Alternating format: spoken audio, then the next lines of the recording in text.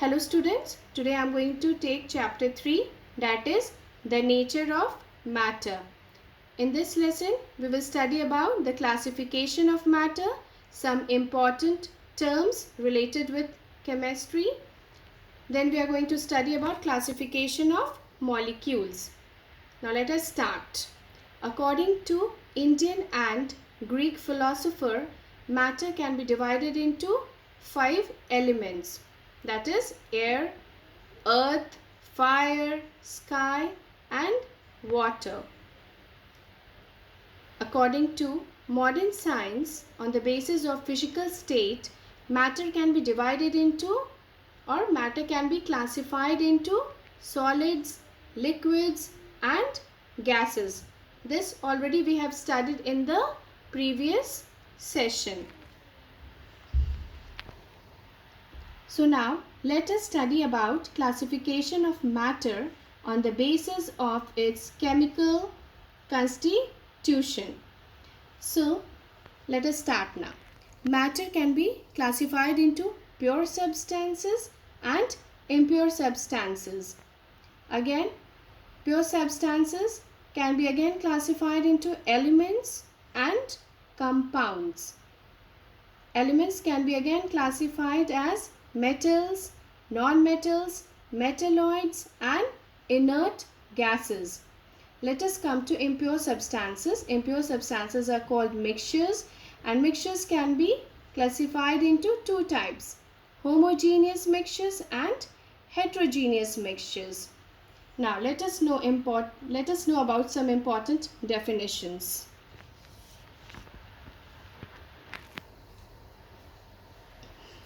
Now, what is a pure substance? Substance that is made up of one kind of molecules is called pure substance. In chapter 4, we are going to study about details. Here, we will just know the definitions of few terms here. Examples are hydrogen gas, gold metal and sugar. What are elements? Element is a pure substance which cannot be broken into 2 or more pure substances by any chemical means. Example, hydrogen, oxygen and calcium. Next, compound. Compound is a pure substance found by the combination of 2 or more elements. Examples, example water, because water is made up of hydrogen and oxygen.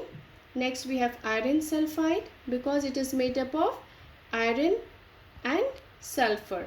We will discuss how a compound is formed in the next session. Now, metals. Metals are electropositive elements. Electropositive means that metals have the capacity of losing electrons and gaining positive ions. Examples are iron, copper and gold.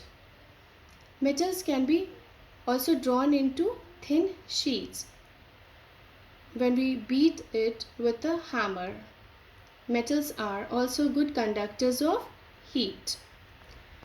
Now, non-metals. Non-metals are electronegative elements. Electronegative means that these non-metals have the capacity to gain electrons. That is why it is called electronegative elements. We know that any element is made up of molecules, and molecule is also made up of atoms, and still atoms are further divided into electrons, protons and neutrons. So that electrons only we were talking about here. That non-metals have the tendency to gain electrons. Okay. Now, examples of non-metals are hydrogen, nitrogen and oxygen. Now, metalloids. These are elements that have properties of both metals and non-metals. That is why it is written here that metalloids are elements whose properties are intermediate between the metals and the non-metals. Examples are arsenic, antimony, germanium, bismuth, etc. Noble gases. Gases that are found in trace amount. Trace amount means in very less amount in Earth's atmosphere are called noble gases or rare gases. Since they are very less in amount, so they are also called rare gases. These gases are stable and do not react with other gases, so they are also called inert gases. Since they do not react with other gases, so that is why they are called inert gases. Examples are helium, neon, argon, krypton, etc. Now, by now we know that in the book it is given that there are 112 elements. So some elements are formed by scientists and some elements occur naturally.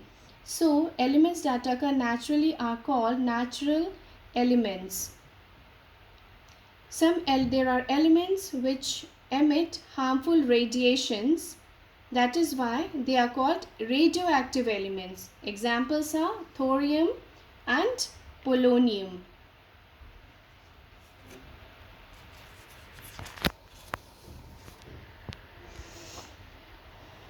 Now, let us know about the mixture.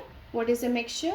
A mixture is formed when two or more substances are mixed together in any amount. Suppose if I take example, suppose if I take a water and mix mud in it, then in any amount we can take it. So this mixture, this is called mixture because in any amount I have taken mud also and water also. So a mixture is formed when two or more substances, I have added mud into water. So these are two substances. When mixed together, they are called mixtures, and they can be mixed in any amount. Okay. So again, mixtures can be of two types. That is homogeneous mixtures and heterogeneous mixtures. Suppose if I take sugar and mix in water, so and I stir it, and then we will see that we cannot see sugar particles because it is completely mixed into it. So this type of solution is called homogeneous mixtures. Why? Because a mixture in which its constituents are distributed uniformly. We cannot see either sugar, okay, or water. Now it is sugar solution. So it is called a homogeneous mixture. Next is heterogeneous mixture. Suppose if I take water and if I add mud into it, so we can see the layer. It is not completely mixed. It is not uniformly distributed. So we can say that this type of mixture is called heterogeneous mixture. Why? Because the constituents are not distributed uniformly. Okay. So what are heterogeneous mixtures? A mixture in which its constituents are not distributed uniformly are called heterogeneous mixtures. Now let us study about classification of molecules. Now, depending upon the types of atoms, molecules are of two types, like homoatomic molecules and heteroatomic molecules. So homoatomic molecules are formed by grouping the similar atoms together. For example, hydrogen. See, hydrogen, when two atoms of hydrogen combine together to form hydrogen. Okay, so atoms are same. So in this case, what happens? Heteroatomic molecules are formed by grouping different atoms together. For example, water, we have hydrogen is there and water is there. So atoms are different. That is why it is called heteroatomic molecules. Hydrogen sulfide. In case of hydrogen sulfide is made up of hydrogen and sulfur. So there are two types of atoms. So it is called heteroatomic atoms. Okay. Now classification of molecules can also be done on the basis of number of atoms it contains. So according to the number of atoms, molecules can be monoatomic molecules. Means molecules composed of one atom is called monoatomic molecules. Now diatomic molecules. Molecules composed of two atoms are called diatomic molecules. Examples of monoatomic atoms are neon and argon. Can you see this? Here there are two atoms joined together to form hydrogen. Therefore, it is called diatomic molecules. Now, tri means three. So, triatomic molecules means molecules composed of three atoms. Can we see this? Ozone, three oxygen atom combined together to form one molecule of ozone. So, it is called triatomic molecules. Now, tetraatomic molecules are molecules composed of four atoms, like phosphorus is made up of four atoms combined together to form phosphorus. Okay, so here only I'm ending this session here. In the next session we will study about how a compound is formed. We will also study about symbols of elements and their formulas, how we can write their formulas.